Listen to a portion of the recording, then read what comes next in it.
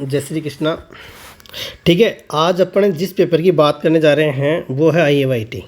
ठीक है, इसके बारे में थोड़ा सा मैंने आपको बता दिया था पिछले वीडियो में कि इसमें प्रश्न किस प्रकार से करने हैं। ठीक है, तो आज हम इसको ही शुरुआत करने जा रहे हैं। तो ये आप लोगों का पहला सेशन रहेगा। ठीक है, ये क्या फर्स्ट सेशन रहेगा।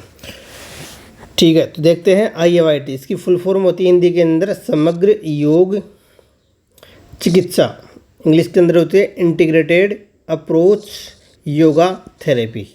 ठीक है, और वैसे इसका नाम है वहाँ पे लिख रखा है, क्या नाम लिखा है, सामान्य व्याधियों हेतु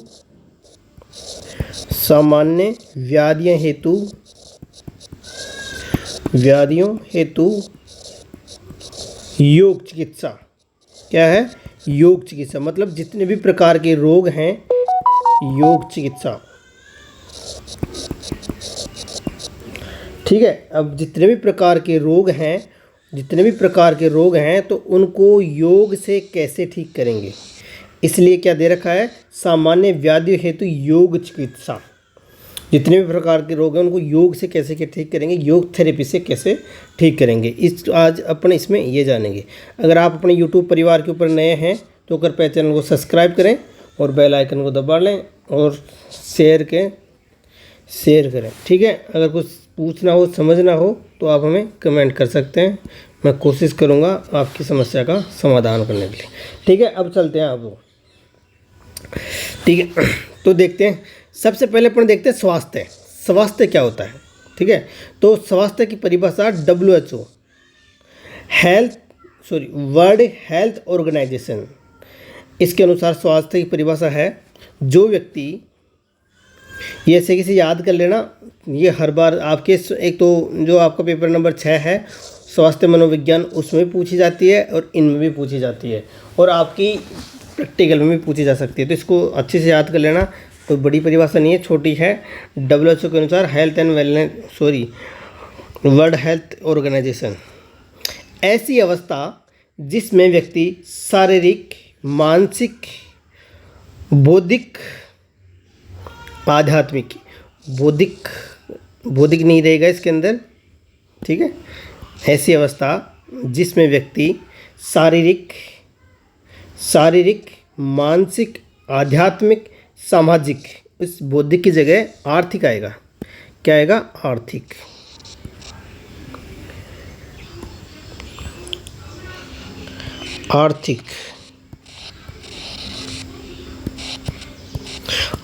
मतलब क्या हुआ, जो ऐसा व्यक्ति जिसके शरीर में भी कोई कष्ट ना हो, जिसके मानसिक स्तर पे भी कोई कष्ट ना हो, जिसके आध्यात्मिक स्तर पे भी कोई कष्ट ना हो, जिसके आड़ोस पड़ोस के लोग भी सही हों, उसमें वो कोई परेशानी नहीं करते हो, और जिनके पैसे की कोई समस्या नहीं हो, तो ऐसे व्यक्ति को हम स्वस्थ कह सकते हैं या वह व्यक्ति स्वस्थ है। अगर ये पांच घटक अगर उस व्यक्ति के पास हैं तो हम उसको स्वस्थ कह सकते हैं। 1, 2, 3, 4 और ये 5। ठीक है, अगर ये 5 घटक उसके पास हैं, अगर वो उन 5 घटकों से स्वस्थ है तो अपन उस व्यक्ति को स्वस्थ कह सकते हैं या स्वस्थ कहेंगे। ठीक है, आप लोगों को समझ में आ गई कि स्वास्थ्य की परिभाषा क्या होती है। शारीरिक, शरीर में कोई कष्ट नहीं, मानसिक, मन में कोई द्वेष नहीं, कोई जलन नहीं, कोई ईर्ष्या नहीं, कोई तनाव नहीं, कोई टेंशन नहीं, कोई डिप्रेशन नहीं। ठीक है, आध्यात्मिक, कोई आध्यात्मिक उथल पुथल नहीं, ऐसा भी नहीं है कि मतलब भगवान के बारे में कुछ ज़्यादा डीप ही चला गया। ठीक है, आध्यात्मिक, या फिर ऐसा भी नहीं है कि नेगेटिव हो गया। नैसर्गिक, सामाजिक, उसके आसपास के लोग, होता ना कई बार आसपास के लोग अगर डेली कोई परेशानी करते हैं, रास्ते पे लड़ाई करते हैं या फिर कोई लड़ाई करते हैं, तो वह व्यक्ति फिर वो स्वस्थ नहीं कहलाएगा। और आर्थिक, अगर डेली पैसों की समस्या है हर दूसरे दिन, हर तीसरे दिन, तो वो व्यक्ति स्वस्थ नहीं कहलाएगा। जो व्यक्ति शारीरिक रूप से, मानसिक रूप से, आध्यात्मिक रूप से, सामाजिक रूप से और आर्थिक रूप से स्वस्थ है तो इनको हम स्वस्थ कहेंगे। ठीक है, नेक्स्ट देखते हैं इसमें और क्या दे रखा है। जो लोग यह समझते हैं कि शरीर स्वस्थ हो तो हम ठीक हो गए। कई लोगों का मानना है कि अगर वो मान लेते हैं कि शरीर स्वस्थ दिखाई दे रहा है तो वे व्यक्ति ठीक है। उसके अंदर का द्वेष या उसके अंदर का जो समुद्र है तो उसको अपन बाहर से देखकर पहचान नहीं सकते। ठीक है, हाँ। या संपूर्ण स्वस्थ मान लेते हैं तो हाँ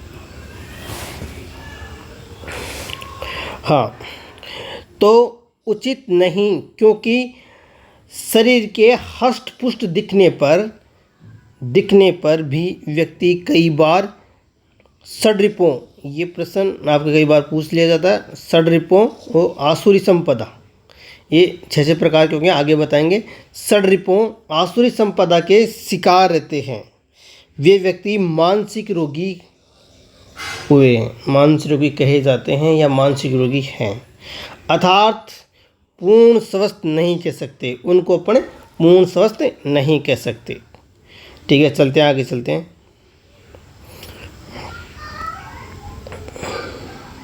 हाँ, ये देखो, अब इन्होंने बताया है व्याधि, अब उन्होंने बता दिया स्वास्थ्य क्या होता है, अब ये बता रहे हैं व्याधि।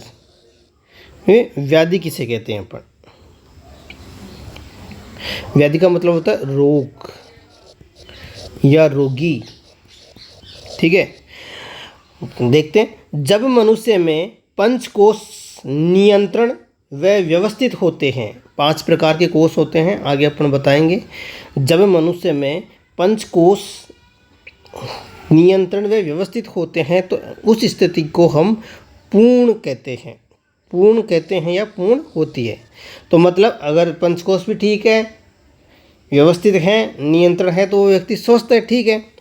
अगर पंचकोश असंतुलित हैं, देखो जैसे कि तैत्तिरीय उपनिषद, आगे देखो, जब पंचकोश असंतुलित हैं, जो 5 प्रकार के कोष हैं उनमें तालमेल नहीं है, अन्य कोष डिस्टर्ब है या मनोमय कोष डिस्टर्ब है, तो वो बैलेंस में नहीं है, इसलिए वह व्यक्ति अस्वस्थ है। इन्होंने स्वस्थ की परिभाषा क्या बताई?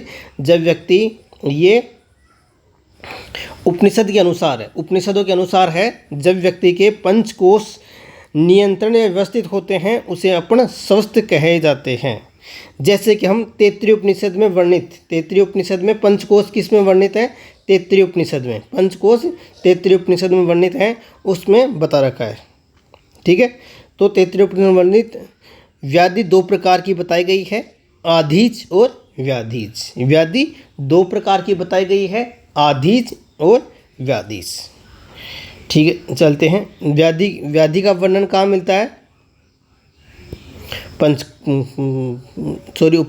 तैत्तिरीय उपनिषद में। और पंचकोश का वर्णन कहाँ मिलता है? तैत्तिरीय उपनिषद में। नेक्स्ट, अब जो ये 5 प्रकार के कोष हैं, ये अपन समझने की कोशिश करते हैं। इन्हीं कोषों के माध्यम से अपन रोग का ट्रीटमेंट करते हैं। एक रोगी होता है, उसको योग से कैसे ठीक करेंगे? इन्हीं कोषों के माध्यम से ठीक करेंगे। देखते हैं, एक बार पंचकोश देखने से पहले एक बार छोटे रूप में व्याधि को समझ लेते हैं। ठीक है, हाँ, स्वस्थ या रोगी। ठीक है, तो इन्होंने 2 भाग बताए हैं, आदि और व्याधि। ठीक है, तो आधीज, ये है आधीज और ये है अनाधीज, या फिर इसको व्याधि भी बोलते हैं। ठीक है, नेक्स्ट देखें। आधीज कौन सी बीमारी होती है? जो तनाव से उत्पन्न होती है, जो तनाव के कारण उत्पन्न होती है, उसे अपन आधीज बीमारी कहते हैं। जैसे टेंशन,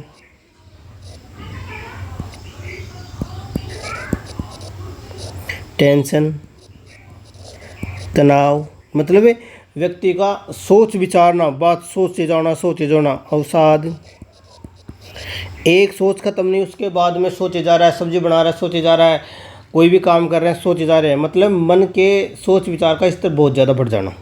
या फिर किसी के मतलब जैसे मोह के कारण मतलब अपना खाना पीना छोड़ देना, तो धीरे धीरे टेंशन, तनाव, चिंता करना। आपने सुना होगा चिंता शब्द, चिंता, तो वो क्या है? ये आधीज है। और व्याधीज या अनाधिज क्या होती है? जो बिना टेंशन तनाव के, जैसे किसी कोई रोगी हो गया, कोई एक्सीडेंट हो गया, कोई मलेरिया के कारण हो गया, डेंगू हो गया, इस प्रकार की। मतलब क्या हुआ? व्याधि दो प्रकार की होती है, आधीज और व्याधीज। ठीक है, इसे अनाधीज बोलते हैं, आधीज और व्याधीज, इसको व्याधीज। ठीक है। आधीज क्या होती है? तनाव से उत्पन्न होने वाले रोग को क्या बोलते हैं? तनाव के कारण उत्पन्न होता है उस रोग को क्या बोलते हैं? आधीज। और तनाव से उत्पन्न न होकर या किसी वायरल डेंगू बुखार से होता है तो उसे अनाधीज बोलते हैं। इसमें कुछ भी हो सकता है, कोई एक्सीडेंट हो गया या फिर कोई डेंगू हो गया, जितने प्रकार के रोग चल रहे हैं ये इसी के अंदर चल रहे हैं। ठीक है, आपको वो बता दिया। अब देखते हैं अपना अपना IAYT समग्र योग चिकित्सा के माध्यम से कैसे उनके इलाज करेंगे। ठीक है, तो इसमें 5 प्रकार के कोर्स बताए गए हैं। कितने प्रकार के कोर्स बताए हैं IAYT में?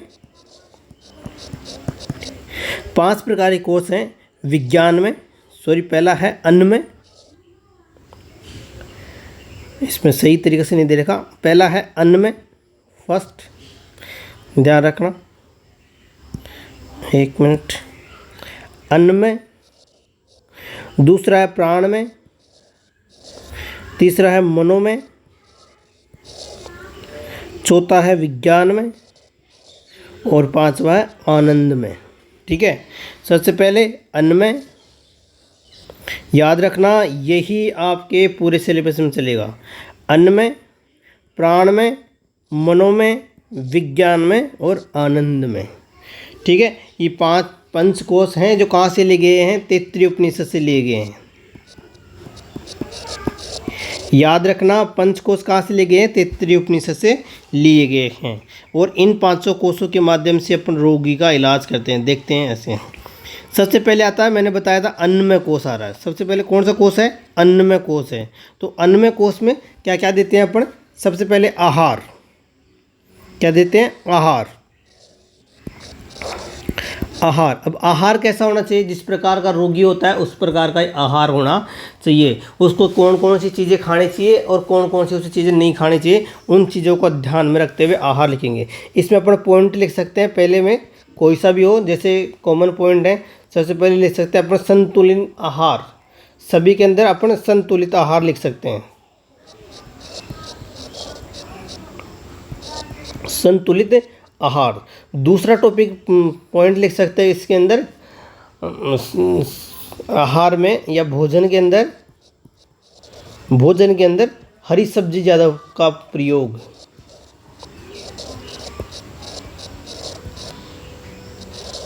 हरी सब्जियों का ज़्यादा प्रयोग या हरी सब्जी। तीसरा अपन पॉइंट ले सकते हैं कि भोजन के अंदर, देखो ये लिख रखे हैं ना, हाँ, संतुलित आहार, रेशेदार, संतुलित आहार और रेशेदार। तीसरा पर मैं बता रहा था पॉइंट, आपके भोजन में पेय पदार्थ मात्रा ज़्यादा हो। पेय जैसे पीने वाले पदार्थ, सुबह खा रहे तो जैसे छाछ हो गई या कोई जूस जास हो गया, रात को खा रहे तो दूध हो गया, जो भी है पेय पदार्थ ज़्यादा रखें। ठीक है ना, पहला क्या बताया अपन ने? आहार बता दिया। ठीक है, आहार के अंदर 2-3 टॉपिक देना है अपने को, जो और फिर 2-3 टॉपिक ही अपने को पेशेंट है ना उसके अनुसार से करने हैं। जैसे अगर मान लो किसी की किडनी है तो कुल्थी की दाल हो गई, किडनी के अंदर पथरी है तो कुल्थी की दाल हो गई, जूस की मात्रा ज़्यादा लेगा, बार बार पानी पिएगा, है ना। तो ये चीज़ों का थोड़ा थोड़ा ध्यान रखनी है। उसके बाद में है दूसरा पॉइंट है योगिक अभ्यास। तो इसके अंदर जितने भी प्रकार के योगाभ्यास चलते हैं, आसन चलते हैं, वो देंगे अपने। ठीक है, और जिस प्रकार का रोगी रहेगा उस प्रकार के इसके अंदर आसन रहेंगे। ठीक है, इसके बाद में है क्रिया। उसको क्रियाएं भी इसी आसन में देंगे। कई बार प्रैक्टिकल में प्रश्न पूछा जाता है कि अन्नमय कोश में आप क्या क्या दोगे, क्या क्या करवाओगे। तो उसमें आहार, योगिक क्रियाएं और क्रियाएं, आहार, योगासन और क्रियाएं। क्रियाएं के अंदर 6 क्रिया होती हैं। वो क्रियाएं आपको कौन कौन सी करवानी है वो रोग के अनुसार ही डिपेंड करेंगी। जैसे इसके अंदर होती है त्राटक, सूत्रनेति, जलनेति, धोती, वमन धोती, दंड धोती, संग प्रसालन, ये 6 प्रकार की क्रिया होती है। उसके बाद में जो अपना कोष आता है वो है प्राणमय कोष। कौन सा कोष है? प्राणमय कोश। अब प्राणमय कोश में क्या कहते हैं, प्राण का मतलब क्या होता है, श्वास। प्राण का मतलब क्या होता है, श्वास। श्वास, अब श्वास है तो श्वास से रिलेटेड अपने को योगा अभ्यास भी करवाएंगे, जैसे प्राणायाम हो गए, प्राणायाम हो गए, विभागीय श्वसन, धीरे धीरे श्वास लेना और खाली करना, ठीक है। उदरीय श्वसन, पेट को धीरे धीरे सांस लेते समय फुलाना और धीरे धीरे खाली करना। नाड़ी शोधन, भ्रामरी, अनुलोम विलोम, ये प्राणायाम हैं जो अपन सभी को दे सकते हैं। किसी प्रकार का अपने पास पेशेंट हो, सभी को करवा सकते हैं ये प्रकार के प्राणायाम। तो एक बार देख लें, ये प्रकार के प्राणायाम अपन सभी को करवा सकते हैं, ठीक है। और जो अपना रोगी होगा उसके अनुसार और आगे और बता दिया जाएगा आपको। एक योगा का केस लेंगे अपन, उसमें आपको सब चीज़ समझा दी जाएगी, ठीक है। नेक्स्ट है मनोमय कोश। कौन सा है, मनोमय कोश। मनो का मतलब होता है मन के ऊपर, मन के ऊपर, ठीक है। उसको अपन कैसे ठीक करेंगे, ठीक है। कोई मन के ऊपर ऐसे ले ले कि मैं तो मरूंगा, मेरे तो कैंसर हो गया, उसको अपन कैसे ठीक करें। तो उसके लिए अपन ये रिलैक्सेशन टेक्निक हैं, जो व्यक्ति डीमोटिवेट हो जाता है उसको वापस से सही करने के लिए, ठीक है। तो वापस उसको उसी स्थिति में लाने के लिए ये क्रियाएं करवाई जाती है। PET, MSRT, भजन, कीर्तन,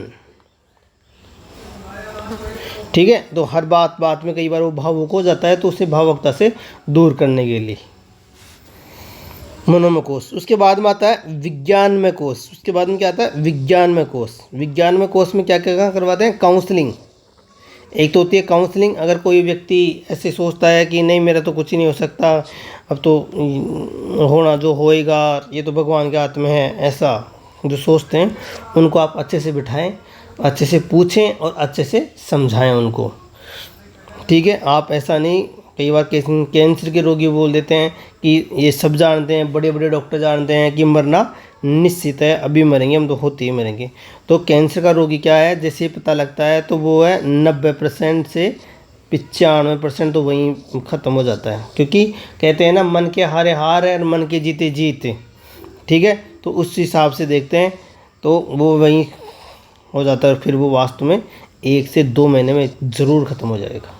अगर वो ऐसे सोचे कि नहीं मुझे कुछ करना है, नहीं अपने अंदर पॉजिटिव एनर्जी लाए, सकारात्मक विचार लाए, तो फिर भी वो रुक सकता। उसके उन्हीं के लिए अपन ये चीज़ें करवाते हैं, ठीक है। गीता जैसे अध्ययन शास्त्रों के माध्यम से उनको समझाने की कोशिश करें। इसके बाद में आता है आनंदमय कोश। कौन सा कोश है, आनंदमय कोश, ठीक है। तो आनंदमय कोश में क्या आता है, कर्म योग, निष्काम कर्म योग, मतलब कर्म करो फल की इच्छा मत करो, कर्म करो फल की इच्छा। हाँ, तो इसमें और बताया गया है, जैसे मान लो कई व्यक्तियों को अहंकार हो जाता है, घमंड हो जाता है, मैं झुकूंगा क्या, मैं तो इतना बड़ा आदमी हूँ, ये है वो है, और वो क्या है फिर बाद में बहुत परेशान हो जाते हैं। तो फिर उनकी ऐसे नहीं है करना चाहिए कि जो भी है वो करेगा जो ज़रूर भोगेगा, ठीक है। अपना काम सिर्फ कर्म करने का है और फल देना तो उस ऊपर वाले के हाथ में ही है, ठीक है। और इंसान सिर्फ यहाँ कर्म करने के लिए आता है, और इंसान को कभी नहीं पूजा जाता, उसके कर्मों को पूजा जाता है। तो हमेशा खुश रहो, कर्म करते रहो, फल की इच्छा मत करो और मस्त रहो, ठीक है। देखो ये एक अपने बड़े तौर के ऊपर देख लिया कि अपन रोग को कैसे ठीक करेंगे और किन के माध्यम से ठीक करेंगे। तो अपन इनके माध्यम से, पंचकोश के माध्यम से ही उस रोगी को ठीक करेंगे, इन पंचकोश के माध्यम से, ठीक है। ये आपको अच्छी तरह याद होना चाहिए। दूसरी बात, इनके अंदर क्या क्या आता है वो भी मैंने आप लोगों को समझा दिया, ठीक है। 5 कोश होते हैं, उन 5 कोशों में क्या क्या देना। अब अपन जो नेक्स्ट मेरा वीडियो आएगा उसमें एक रोग लेके आएंगे अपन, उस रोगी को कैसे ठीक करना है वो आप लोगों को समझाया जाएगा, और ऐसे प्रश्न लेंगे ताकि आपके एग्ज़ाम में आने वाले प्रश्न लेंगे अपन, ठीक है। तो आशा करता हूँ कि जो बताया गया है समझ में आया होगा। फिर भी किसी के कोई डाउट रहता है तो वो आप हमें कमेंट कर सकते हैं, तो मैं कोशिश करूँगा कि आपको और कुछ बताने की, ठीक है। कोशिश करें, शेयर करें ज़्यादा से ज़्यादा, और लाइक भी करें ताकि मोटिवेशन बढ़ता रहे। जय हिंद, जय भारत। खूब पढ़ें। एक चीज़ और कहने कहूँ मैं आप लोग, इस समय क्या बच्चे डर रहे हैं तो डरो मत, ज़्यादा से ज़्यादा रीडिंग का काम करो, सिलेबस का काम करो, उसको पढ़ो। ठीक है, फाइलों का चल रहा है इस समय, तो फाइलें आपकी बनवा दी जाएंगी, करवा दी जाएंगी, आप टेंशन मत लो। ठीक है, बस पढ़ो, अपने सिलेबस को कवर करो। ओके, धन्यवाद।